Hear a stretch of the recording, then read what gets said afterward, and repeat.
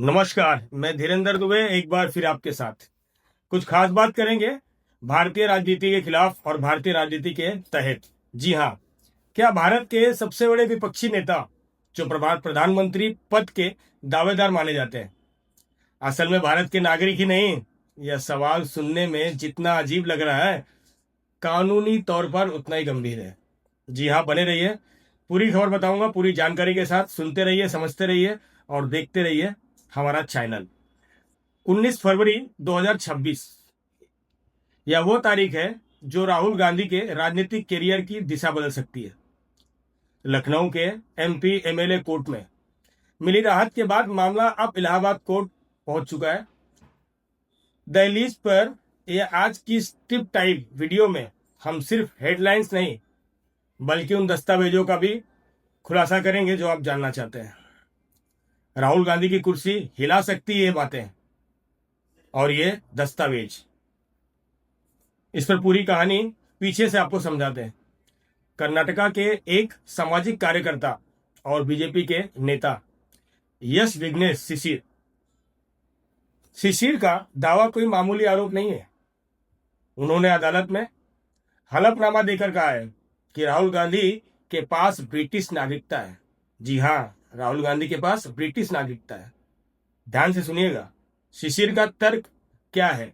उनका कहना है कि ब्रिटेन की एक कंपनी बैककॉप्स लिमिटेड के दस्तावेजों में राहुल गांधी ने खुद को ब्रिटिश नागरिक बताया है। इस आधार पर लखनऊ की निचली अदालत में याचिका डाली गई थी कि राहुल गांधी की भारतीय नागरिकता रद्द की जाए और उन पर फर्जीवाड़ा करने का मुकदमा चलाया जाए।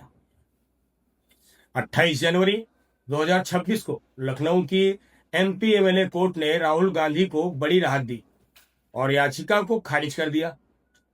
कोर्ट का मानना था कि आरोप प्रत्यार्पण नहीं है, लेकिन कहानी यहां खत्म नहीं हुई। विघ्नेश शिशिर ने फैसले को चुनौती देते हुए भारतीय नागरिकता सुरक्षा संहिता बीएनएसएस की धारा 528 के तहत इलाहाबाद हाईकोर्ट की लखनऊ में बेंच के अपील कर दी। इलाहाबाद हाईकोर्ट को लखनऊ बेंच के अपील कर दी। अब इस मामले की सुनवाई न्यायमूर्ति राजीव सिंह एकल पीठ करेगी। याचिकाकर्ता की मांग है कि सिर्फ जांच नहीं बल्कि राहुल गांधी के खिलाफ तुरंत एफआईआर भी होनी चाहिए, प्राथमिकता दर्ज की जाएगी। ये मानना ऐसा कोर्ट का चल रहा है। और बताते बने रहिए, इस याचिका में राहुल गांधी पर सिर्फ एक ही नहीं बल्कि दर्जनों गंभीर धाराएं लगाने की मांग की गई है। दर्शकों, इसे ध्यान से सुनेगा क्योंकि ये धाराएं किसी भी नागरिकता और आजादी की छीनने की नहीं है। आईपीसी की धारा 318, 335 और 340 और कई अन्य धाराएं भी लगाई गई हैं जो गोपनीय बताई जा रही हैं। इसके तहत अगर कोई विदेशी नागरिक संदेहशील जानकारी रखता है तो सजा बहुत सख्त भी हो सकती है। पासपोर्ट अधिनियम 1967 धारा 12 और 13 के तहत गलत जानकारी देकर पासपोर्ट बनवाना अपराध है। विदेशी अधिनियम यानी कि फॉरेनर एक्ट 1946 के तहत इसकी धारा 14B-14C का जिक्र किया गया है जो अवैध रूप से भारत में रहने वाले विदेशियों पर लागू होती है। भारत का संविधान दुनिया के उन चुनिंदा संविधानों में से है जो सिंगल सिटीजनशिप की बात करता है।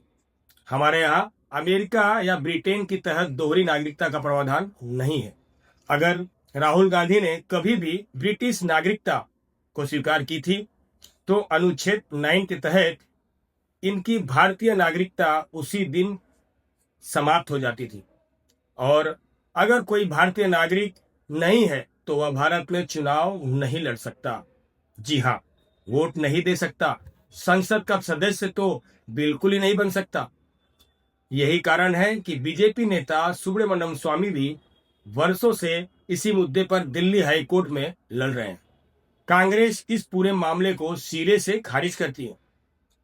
पार्टी का कहना है कि यह राहुल गांधी की छवि खराब करने और उन्हें अदालतों में उलझाए रखने की एक पॉलिटिकल वेगेंडा है, यानी कि राजनीतिक बदले की भावना।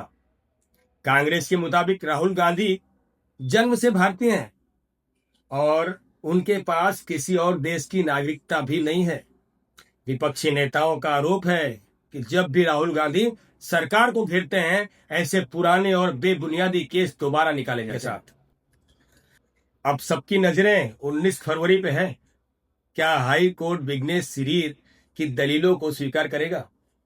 क्या रायबरेली के कोतवाली थाने में राहुल गांधी के खिलाफ एफआईआर दर्ज होगी या एफआईआर करने का आदेश दिया जाएगा? अगर ऐसा होता है तो 2026 की राजनीति में यह सबसे बड़ा भूचाल होगा। दोस्तों, आपको क्या लगता है? क्या राहुल गांधी वाकई किसी बड़ी मुश्किल में फंसे हैं या फंसने वाले हैं, या मामला भी पिछली याचिकाओं की तरह खारिज हो जाएगा? कमेंट में अपनी राय जरूर दें। अगर आपको यह कानूनी विश्लेषण पसंद आया तो वीडियो को लाइक करें और शेयर करें। सब्सक्राइब करना न भूलें। जय हिंद, धन्यवाद, जय माता दी।